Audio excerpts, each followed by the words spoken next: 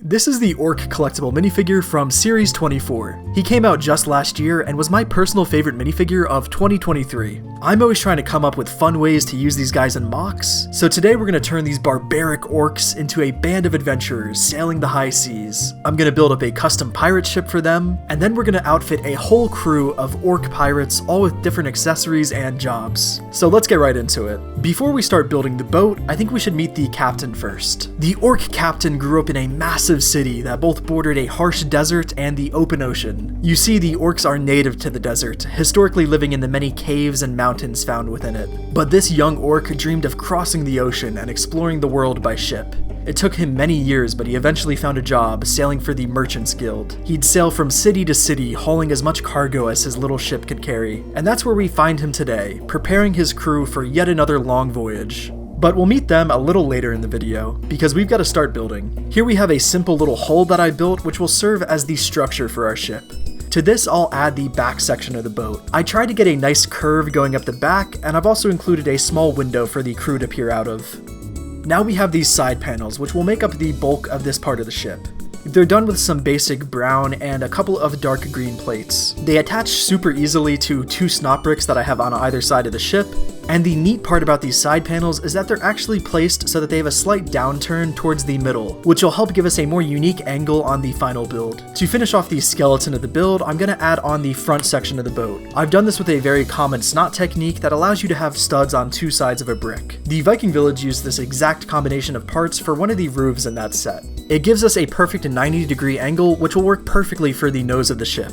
All we have to do is use these two clips to attach it together. I love how the angle of this turned out on the front, but it does introduce a challenge. That being that it makes adding a floor to this a little bit more complicated. What I've went ahead and done is build a little angled platform that we can just drop into place. It fits in perfectly and just floats there against a couple of studs. We do have a little gap towards the nose of the boat, but there's not much I could have done about that. Okay, let's now go back to the back of the boat again. We obviously need a place for the captain to stand, so I'm going to build a little platform for him. I had the idea to use this cloth piece from the Mos Eisley Cantina set, but I wasn't sure how to incorporate it into the build at first. Eventually, I came up with this little sloped overhang that sits on some hinges and will make the cloth seamlessly fit into the rest of the mock. I really love how it ended up looking, and I'd highly recommend you pick up this piece as it's surprisingly affordable on Bricklink. You can pick one up for just a few dollars, and it makes for a super useful part in just about any mock.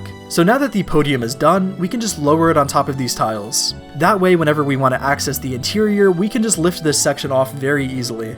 This room is going to be pretty important for one of the crew members later in the video. But now we should add all of the cargo to the ship. It looks like they've got a crate of tools, a barrel of meat, and a crate of iron ingots. Now that all of those are placed into the ship, next up we need a mast, because if this ship wants to sail anywhere, it's gonna need one. Making the mast was surprisingly easier than I thought it would have been. All you need is a couple of these round 2x2 bricks with a bar stuck through it. As for the mast itself, you only need a couple of common Technic parts to make it. Once you combine those and place them into the boat, we can add a brick-built sail that is connected by another one of those common Technic pieces. Just make sure that you use the version of pins that have more friction so that the sails stay in place. Or you could use the frictionless pin if you add some string to hold it in place. That's a little bit more complicated to do, but will definitely be a whole lot more realistic looking. Now this looks great, but I want to finish it off with a little flag on top. A lot of these techniques that I learned for this build came from this mock from MarinBrickDesign. He has so many great builds on his Rebrickable page that are super helpful for amateur mock builders like myself. And I'm sure that the more seasoned mock builders out there could still learn a thing or two from his stuff as well. I'll leave a link to his page where you can see all of his work. Okay, and now that the mast is done, we're nearly done with the ship and just have one last thing to add. Every sailor needs a good fisherman, so I'm gonna add this guy to the crew. And with him, I'll place this fishing net on the side of the boat. The nice thing about this is that you can use this bar to swing the net in or out depending on if you need to catch any fish. We'll also add a bucket of different fish and a crab that the fisherman has caught. Finally, for the very last touches, we'll add a hanging lantern and a dark green flag on the very front of the ship. Okay, and now that the boat is finished, let's make the rest of the crew. This little guy is the son of the captain, and has been begging to join his father on one of his voyages for as long as he can remember. He's told time and time again that it's just too dangerous and he has to sit back and watch them sail away every season. But this time, he's taken the matter into his own hands, and has snuck aboard early in the morning long before the rest of the crew arrives. He's hidden himself in the back room of the ship, stowed away behind all of the cargo. He now waits for them to get far enough out to sea before letting his presence be known. And for our next and final member of the crew, we have a master archer aboard. The captain trusts the protection of the vessel to this man and his legendary aim, though the archer does beg the captain for a crow's nest every time they come back from a particularly difficult voyage. And that's the entire crew.